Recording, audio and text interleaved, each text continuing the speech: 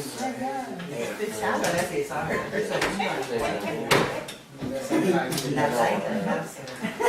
Au début, fin 1800. Donc, bonsoir ce soir à cette troisième session sur la question des sectes. J'aimerais vous demander de tourner à la page qu'on a déjà en partie remplie. Qu'est-ce qu'une secte? On aimerait terminer cela ce soir, avant de rentrer ensuite dans les caractéristiques des sectes. Puis la troisième section qu'on va surtout développer pendant cette série-là, c'est les exemples des sectes. Là, on va rentrer, par exemple, dans les témoins de Jéhovah. On va regarder les Raéliens.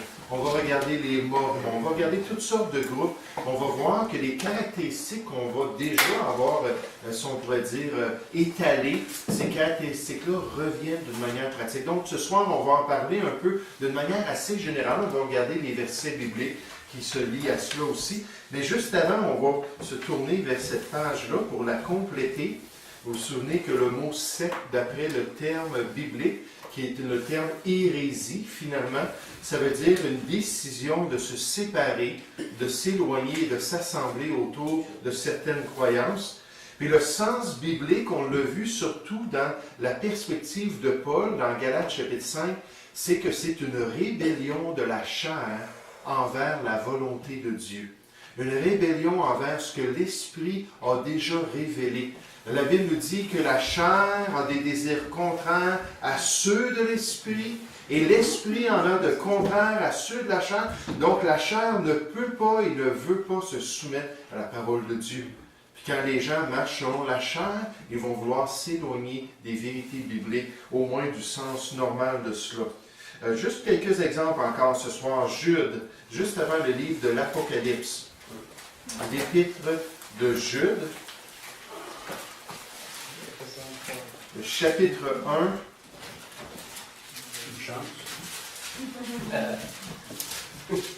Comme on a vu la semaine passée dans ces groupes sectaires, il y en a qui vont sortir de parmi les chrétiens pour former un nouveau groupe.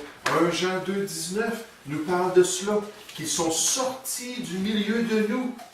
Et cela est arrivé afin qu'il soit manifeste que tous ne sont pas des nôtres. Dans Apocalypse chapitre 2, lorsque Jésus parle à l'église d'Éphèse, il dit que l'église avait testé, avait vérifié certains frères et les avait reconnus comme de faux apôtres. Les avait chassés du milieu d'eux à cause qu'ils amenaient de fausses doctrines. Ils avaient de faux enseignements. Puis là, ces gens-là se regroupent autour de dirigeants, autour de ces doctrines-là. Puis ils développent leurs enfances qui sont contraires à la parole de Dieu. Mais ce n'est pas seulement cela, les sectes. Il y a aussi des efforts de certains individus de venir s'infiltrer parmi les églises pour pouvoir affecter les croyances des croyants, des enfants de Dieu, et pour pouvoir les détourner ultimement de la parole de Dieu. Ça, c'est le grand danger qu'on va voir dans un instant. Jude, au chapitre 1, au verset 3, puis là, on voit que Jude a adressé cette question-là. Il dit, « Bien-aimés, alors que je désirais vivement vous écrire au sujet de notre salut commun, je me suis senti obligé de vous envoyer cette lettre pour vous exhorter à combattre pour la foi qui a été transmise aux saints une fois pour toutes. » Là, c'était la deuxième catégorie des sectes, ceux qui s'étaient infiltrés parmi les chrétiens. Il en parle au verset 4. « Car il s'est glissé parmi vous certains hommes, dont la condamnation est écrite depuis longtemps, des impies, des rebelles. » Le mot impiété, c'est le contraire de la piété. C'est le contraire d'un désir de se soumettre à Dieu et d'accomplir la volonté de Dieu. Des impies, par contre, qui se présentent comme de bons chrétiens.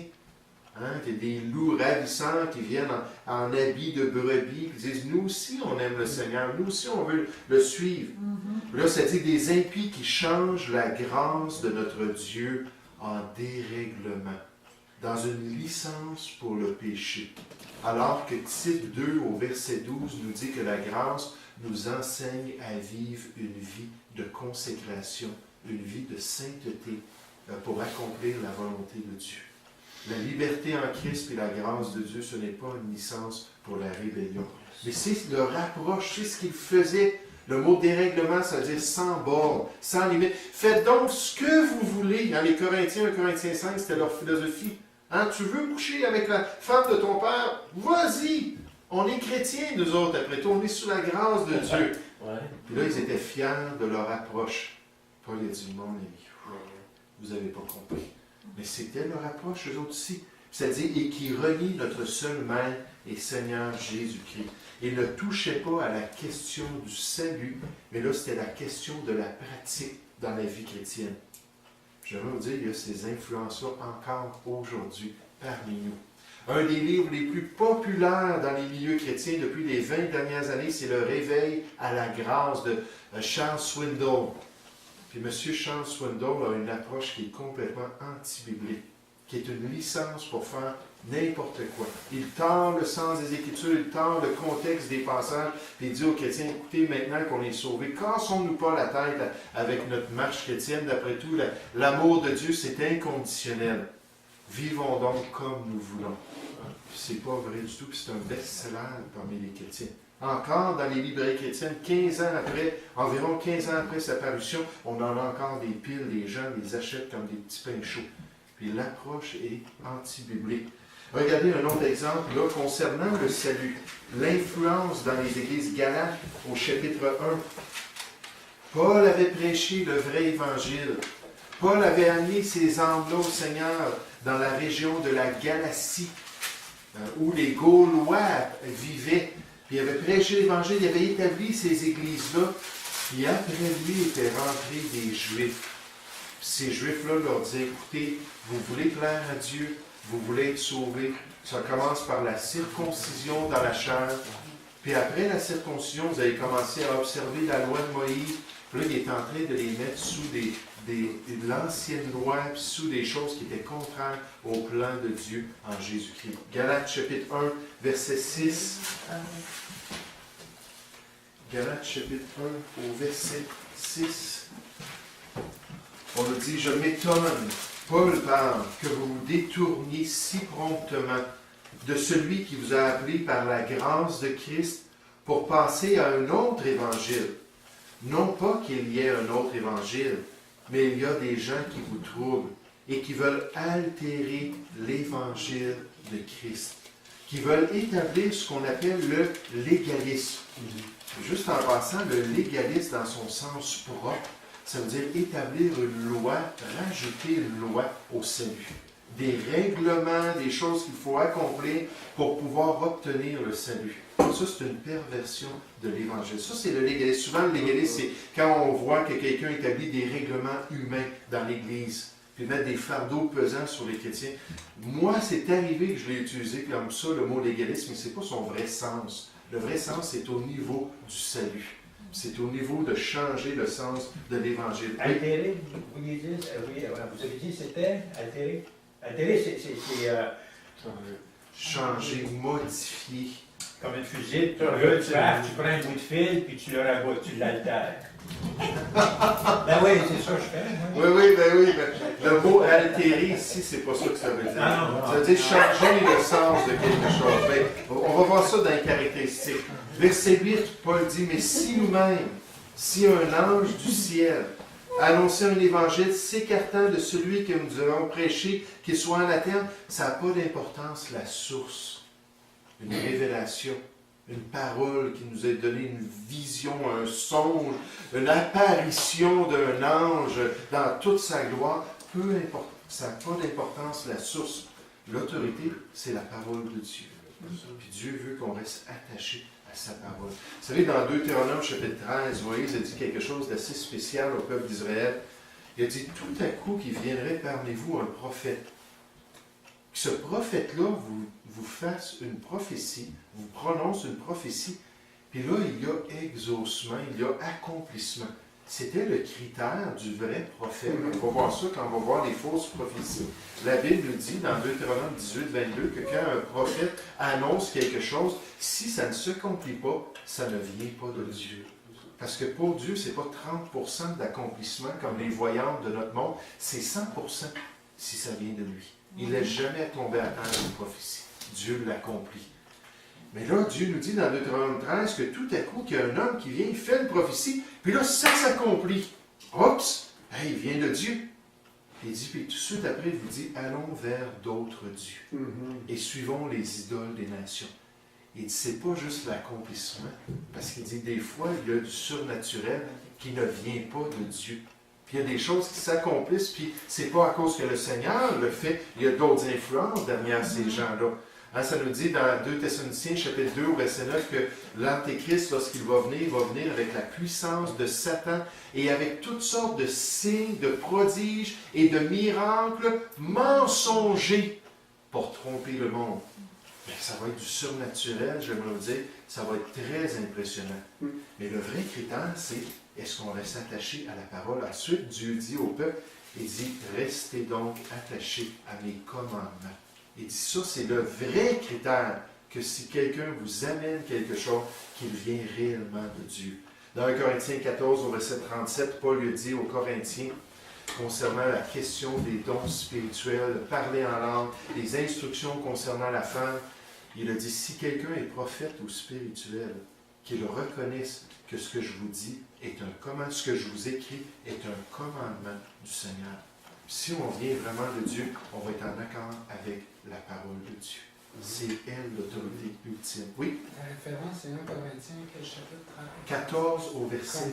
Oui, c'est ça. C'était juste le chapitre qui nous manque. Mais là, Paul nous dit, il dit, peu importe la source, verset 9, nous l'avons dit précédemment et je le répète à cette heure.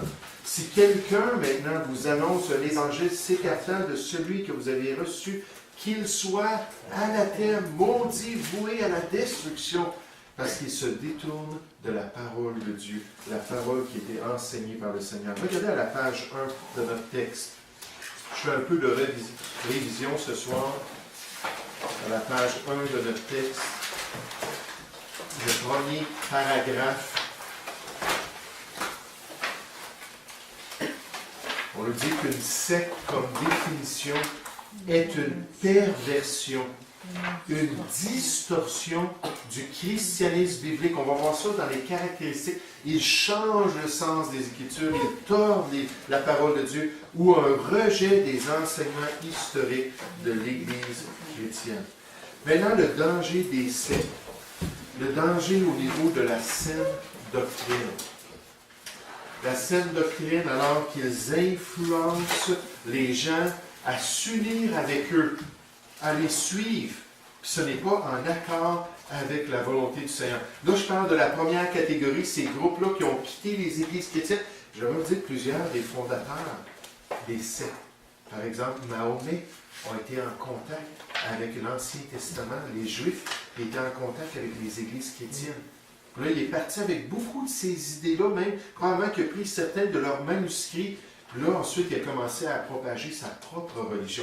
Il s'est détourné de la vérité biblique pour former l'islam avec toutes ses croyances, toutes ses pratiques.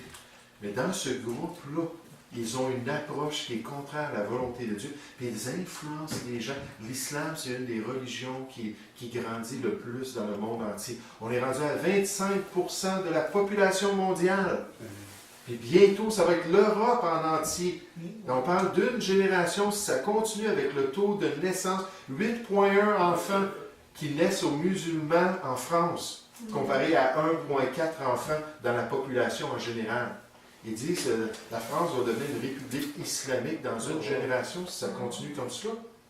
L'Europe, ils sont pris avec toute cette influence-là. Il y a des gens qui viennent en Amérique du Nord. Ils ont défendu la France, un des seuls pays qui ont défendu le port du voile. Oui, c'est ça. Oui, c'est une des manières qui ont essayé de contrôler ça, mais ça continue quand même, l'immigration, puis aussi la propagation des jeunes. Oui. Puis d'ailleurs, dans l'islam, c'est une des façons que le Coran enseigne de pouvoir noter les infidèles en les infiltrant, puis en ayant des grandes familles pour avoir amplement d'influence dans la politique, On nous dit qu'en 1970, il y avait 10 mosquées en français? Mosquées en France. Aujourd'hui, il y en a 10 000. Hey! Donc, c'est toute une différence, là, toute une influence. Oui. Mais proche de nous autres, dans notre tradition, le catholicisme, c'est ça qu'ils faisaient. Oui. Il y a beaucoup d'enfants, puis un enfant chaque année. Ça serait fait aussi au Québec, là. Oui. Ouais, mais nous autres, pour sauver les Français, là, les curés dans les villes, là, puis pour empêcher aussi l'exode des Français aux États, moi, là, dans le coin où je restais, là, Saint-Camille, puis tout ça, là, les familles de 17, 12, 10, là, c'était 12, 10, c'était pas gros.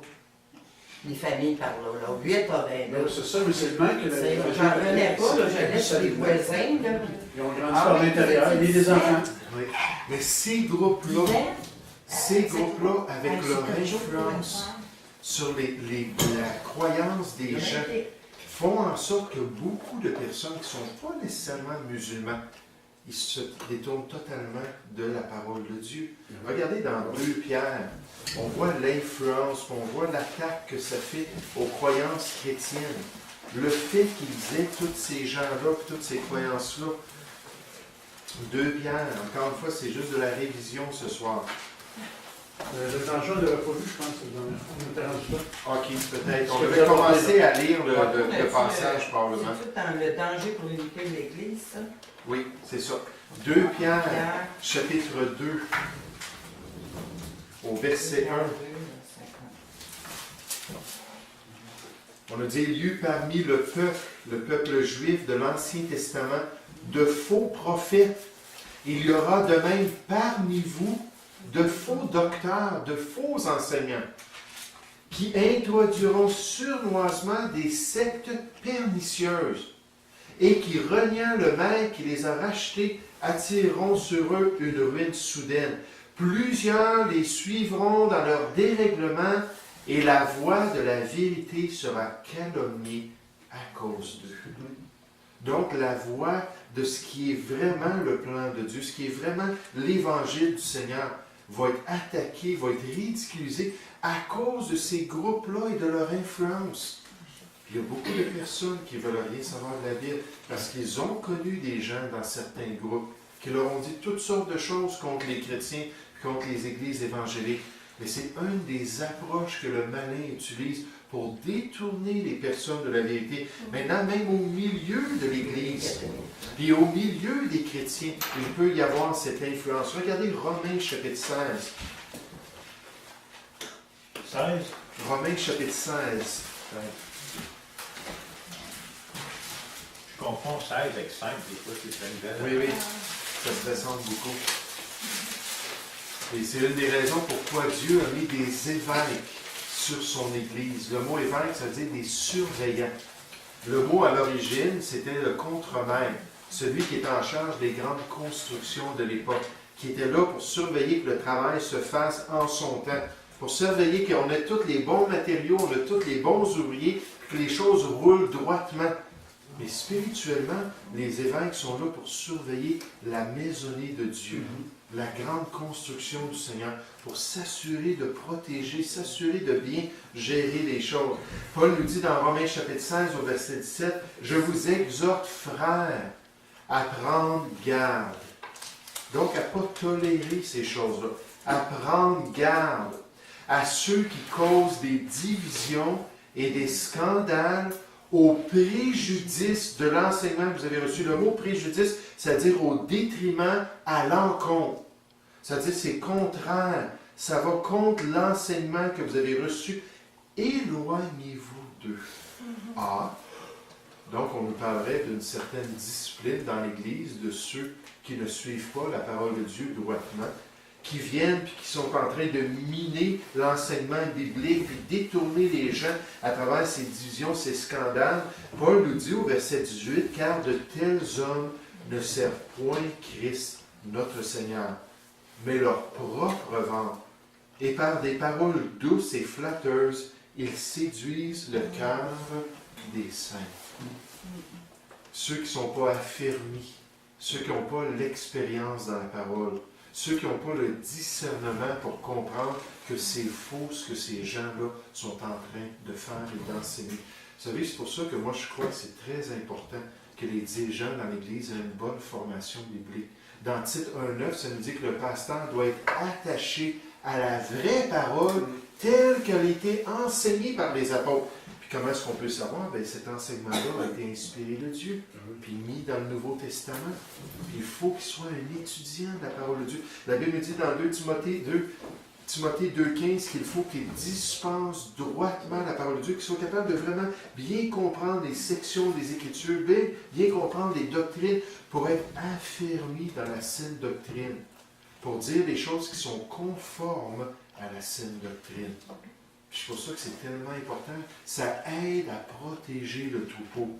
Ça aide à vraiment pouvoir discerner quand il y a des influences qui rentrent dans l'Église de Jésus-Christ et qui vont détourner les gens de la vérité. Regardez à la page 2 de notre texte.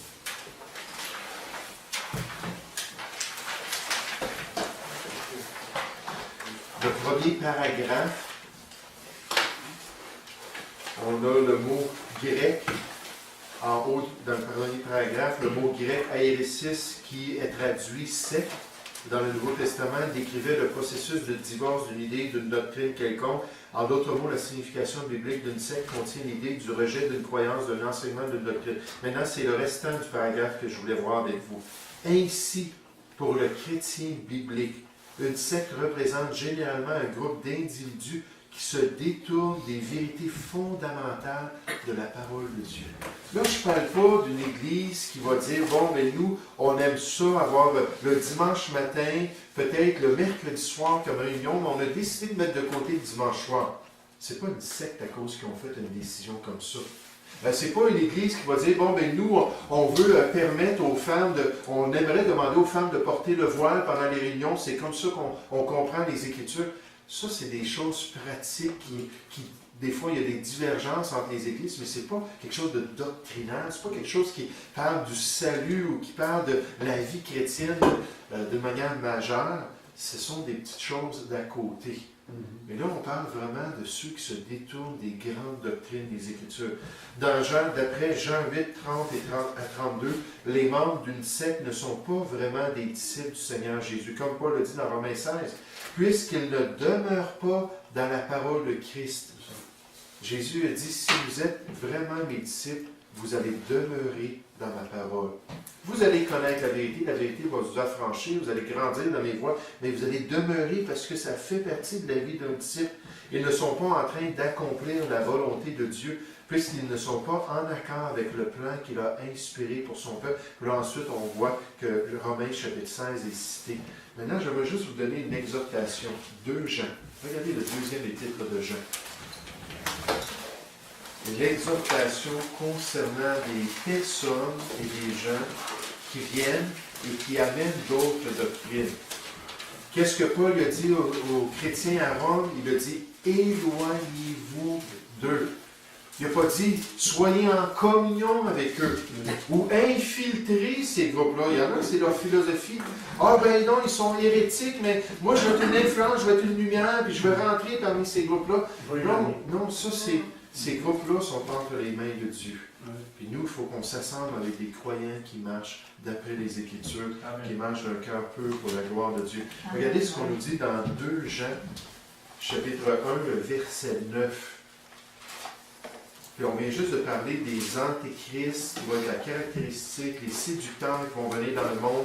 Là, on nous dit, quiconque va plus loin et ne demeure pas dans la doctrine de Christ, n'a point Dieu. La doctrine, c'est-à-dire l'enseignement du Nouveau Testament, parce que c'est l'Esprit de Christ qui a poussé des hommes à le mettre par écrit. C'est-à-dire, si celui qui demeure dans cette doctrine a le Père et le Fils, en d'autres mots, le critère, encore une fois, c'est la Bible, la parole de Dieu, l'enseignement du Seigneur. Là, on nous dit comme exhortation, si quelqu'un vient à vous et n'apporte pas cette doctrine, ne le recevez pas dans votre maison. Et ne lui dites pas « salut ». Le mot veut dire que tu sois béni, que tu aies du succès dans ce que tu fais. C'est ce que le mot biblique veut dire. Que Dieu t'accompagne.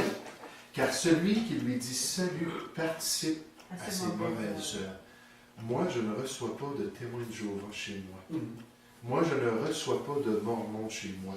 Moi, je ne reçois pas d'aucun groupe que je connais qui sont sectaires, à moins que la personne me dise, bon, mais là, je suis en train de réfléchir à la question, là, je suis un petit peu tiraillé, là, je suis ouvert peut-être à mieux comprendre la Bible, puis vraiment, j'ai besoin de toi, que tu m'enseignes, que tu m'aides. Puis là, à ce moment-là, je suis prêt à le recevoir à la maison. Ça ne veut pas dire que je ne parlerai pas à la porte avec des témoins de Jéhovah. Parce que la Bible veut qu'on soit des témoins auprès de tous les gens. Puis là, je vais vous dire, bien écoutez, moi un jour, j'ai connu le Seigneur Jésus, puis là, je vais essayer de leur expliquer le salut en Jésus-Christ. Ça ne sera pas long qu'ils vont m'interrompre, et ainsi de suite. Et je n'argumenterai pas très, très longtemps avec eux. Parce que j'ai peur d'eux. Non, je n'ai pas peur d'eux, pas du tout.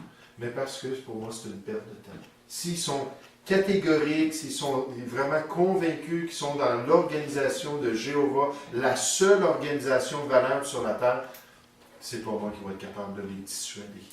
Puis là, je vais dire, ben, moi, je ne peux rien vous donner parce que vous ne voulez pas. Puis certainement, vous ne pouvez rien me donner parce que ce que vous m'offrez, c'est juste une religion humaine.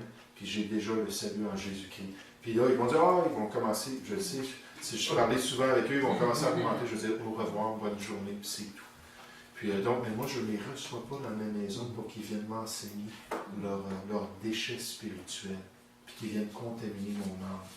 Seulement s'ils veulent vraiment sonder les Écritures et sont sérieux, là, on peut s'asseoir et en parler ensemble. C'est ce que le texte biblique nous dit, frères et sœurs. Puis moi, je l'ai toujours pratiqué, ce passage-là, en me soumettant à cette exhortation-là. Oui? S'ils sont à la porte, celui qui parle, il a suivi des cours, eux, ils ont l'Église à tous les jours, ils ont des études, comment répondre à des chrétiens. Oui, donc, s'il est à la porte, c'est parce qu'il est convaincu. Mais quelqu'un qui n'est pas là, qu'on rencontre au magasin, puis qui est nouveau, témoin de Jéhovah, ça, c'est une autre chose. Mais si toi, tu es pasteur, tu es convaincu, tu sais que tu as la vérité, tu n'as pas de doute sur ton salut. Donc, si quelqu'un vient et essaie de parler, ça va être plus difficile là, qu'un nouveau chrétien. Puis, mais si déjà là, le fait qu'ils sont à la porte, ils savent ce qu'ils font, puis ils sont préparés à bien répondre. Donc, c'est évident qu'ils ne sont pas ouverts. Là, en tout cas, Dieu connaît les cœurs. Oui, oui.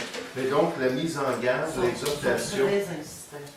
Et donc, le danger au niveau de la doctrine, non seulement est-ce que c'est des gens qui vont calomnier les croyances chrétiennes à l'extérieur pour influencer les personnes quand on fait du porte-à-porte. C'est pas juste les témoins de Jéhovah qui font du porte-à-porte. Les apôtres dans le Nouveau Testament faisaient du porte-à-porte aussi. Acte 5, 42, c'est un exemple. Acte 20, 20, c'est un autre exemple, où ils allaient dans les villages, ils allaient dans les marchés, ils allaient de porte en porte pour essayer de rentrer dans les maisons puis parler aux gens. Là, je ne dis pas que en tant que chrétien, on doit faire ça.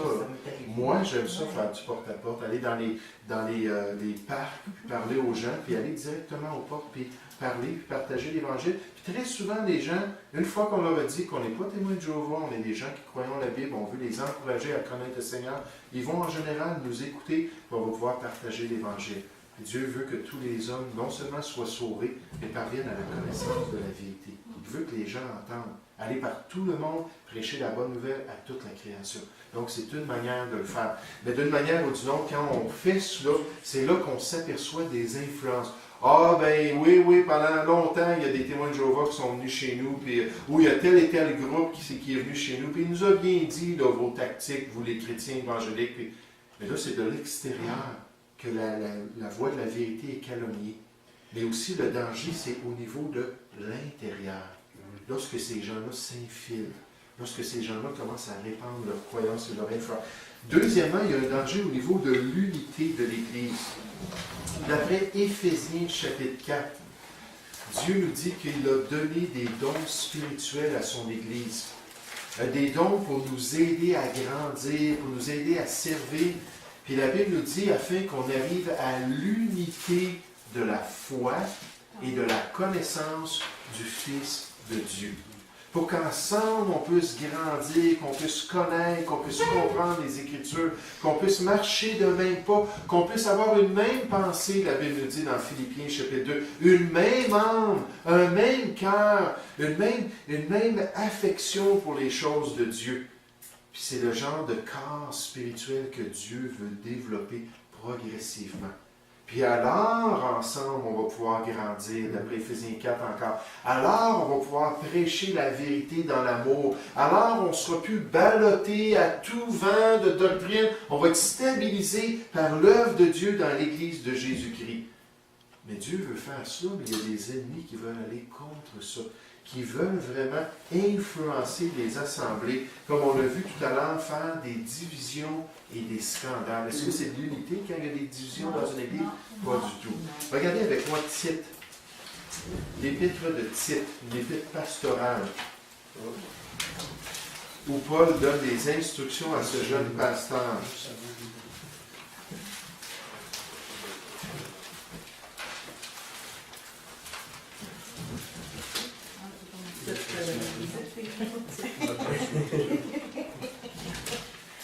Tite, chapitre 1.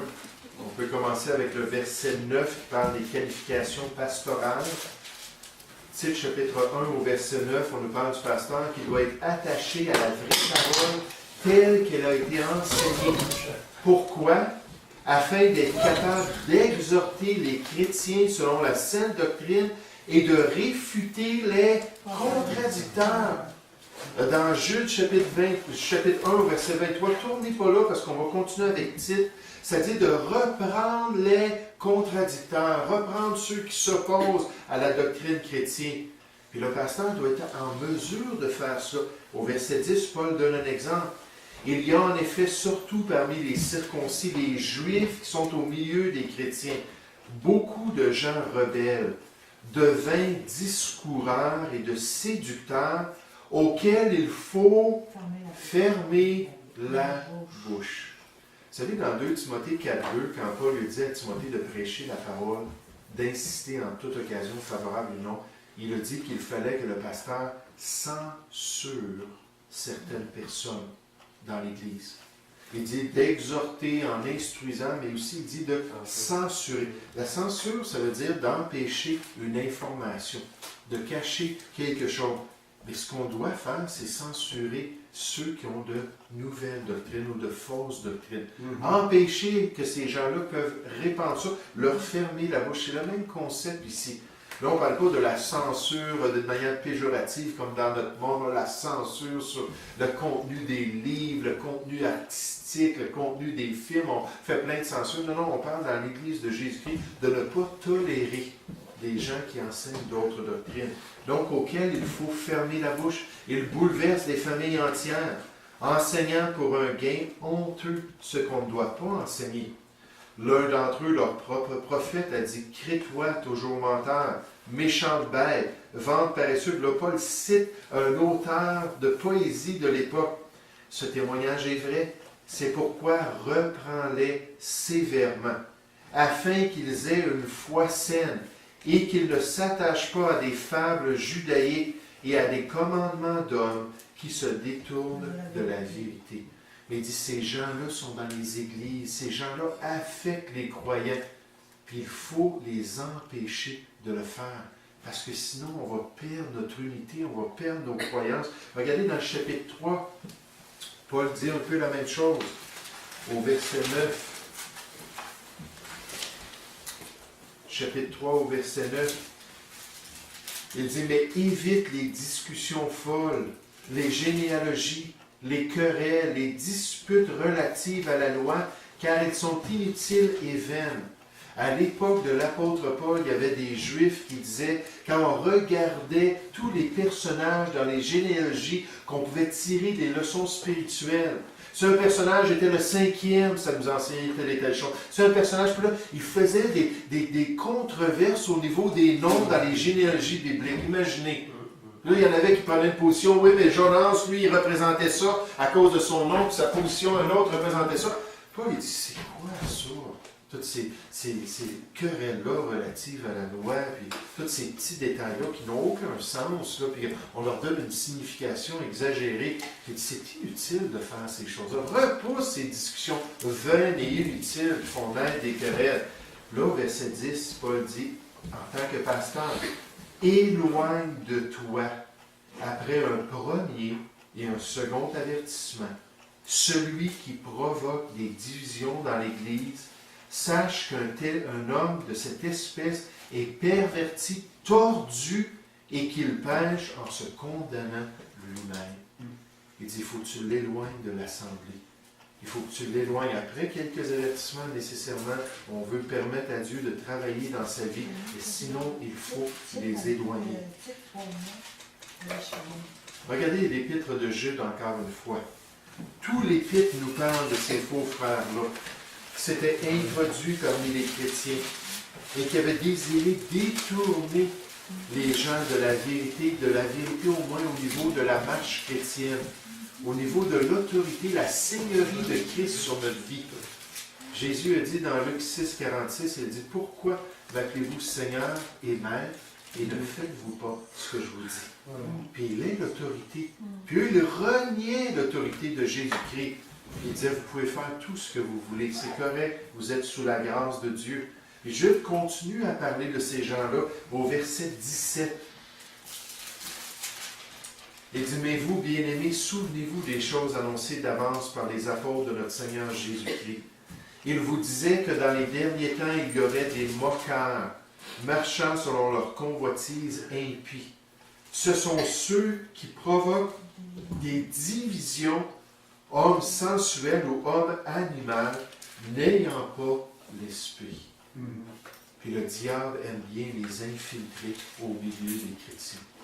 Des gens qui sont des moqueurs, qui veulent rien savoir de Dieu, mais qui veulent influencer les chrétiens pour créer des divisions dans l'œuvre de Dieu. Est-ce que c'est possible pour une Église d'être affectée? Est-ce que c'est possible pour une Église de perdre l'unité dans sa doctrine, l'unité dans ses croyances? 1 Corinthiens, chapitre 15, nous parle de la résurrection. C'était rendu dans l'Église de Corinthe que plusieurs mettaient en doute le concept même de la résurrection. Puis Paul dit, voyons, Jésus est ressuscité, nous on va ressusciter. Tout ça c'est basé sur le fait que Dieu nous l'a révélé.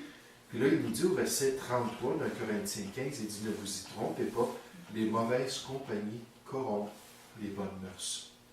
Là, il parle de l'influence de ces gens-là qui suivaient les philosophies grecques de l'époque, qui ne croyaient pas à la résurrection. Vous vous souvenez quand Paul était à Athènes, puis il a parlé dans l'aéropage, puis il a parlé du Créateur, puis finalement il a parlé de son Fils, puis Dieu l'a montré que c'est bien lui qui était choisi pour être le juge des vivants et des morts. Il l'a prouvé en le ressuscitant des morts. Là, les gens disent, wow, on a assez entendu. Au revoir, tu viens nous parler une autre fois.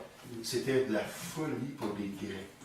Les philosophes comme Platon, tout ça enseigné, il n'y en a pas de résurrection. Ton corps s'en va dans la terre, puis c'est terminé. Peut-être l'âme flotte quelque part, mais on ne sait pas cela. Les Grecs étaient imbibés de ces idées-là, puis ça a rentré dans l'Église de Corinthe. L'Église peut être affectée. Elle peut être vraiment affectée au niveau de ses croyances. Dans 2 Thessaloniciens, chapitre 2, on a un autre exemple de cela. Au niveau du retour de Christ et de la période de la tribulation. Les chrétiens de Thessalonique qui avaient été persécutés étaient à la place où ils croyaient qu'ils étaient sous le règne de l'Antéchrist. Ils étaient rentrés dans la tribulation. Là, Paul a dit, attendez un instant, je vous ai tout expliqué ces choses-là, je vous ai enseigné. Il dit, si vous pensez avoir une révélation, peut-être un songe, une vision, peut-être même une lettre qui semblerait venir de nous, qui parle, qui vous explique les choses contrairement de ce que je vous ai déjà enseigné, il dit, ça ne vient pas de Dieu, là. Mais il dit là, il faut que l'apostasie soit arrivée auparavant. Qu'on ait vu l'homme impie. Il dit, il y a une séquence d'événements bien établie. Vous n'êtes pas encore entrés dans la tribulation. Puis là, ensuite, au verset 15, il dit, restez donc attachés aux instructions qu'on vous a données. Un chrétien qui dit qu'il y a un songe, un chrétien qui a une vision, un chrétien qui a soit une parole de sagesse, supposément du Seigneur, si ce n'est pas en accord avec la parole de Dieu, peu importe, même si c'est un chrétien qui dit ces choses-là, il dit, il ne faut pas suivre ces choses.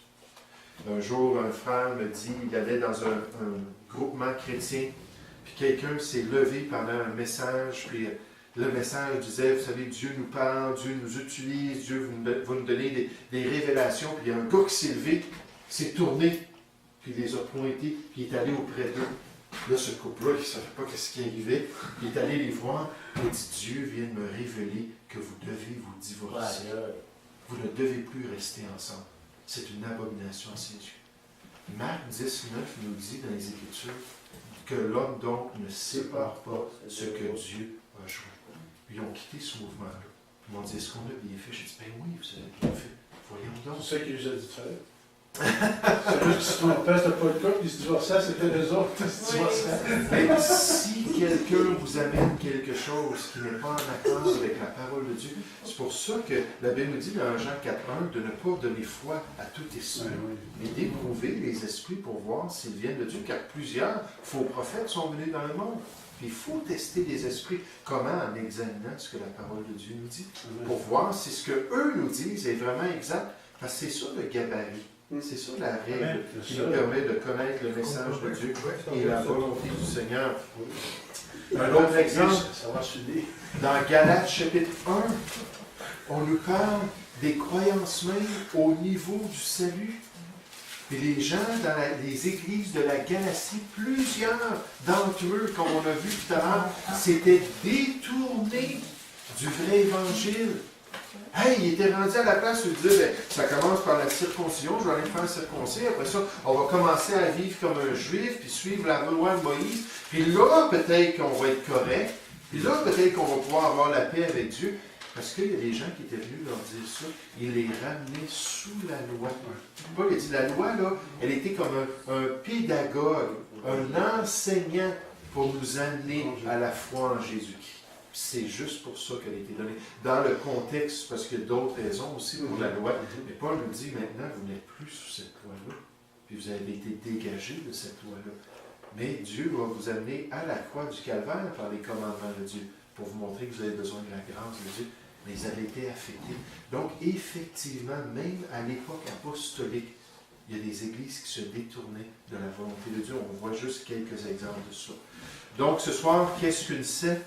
On voit que ce sont des gens qui se détournent de la vérité à cause de leur vieille nature pour se regrouper avec des personnes qui sont prêtes à marcher selon les mêmes croyances, ou ce sont des personnes qui essaient de s'infiltrer parmi les églises chrétiennes pour causer des divisions et des scandales et les détourner de la volonté de Dieu.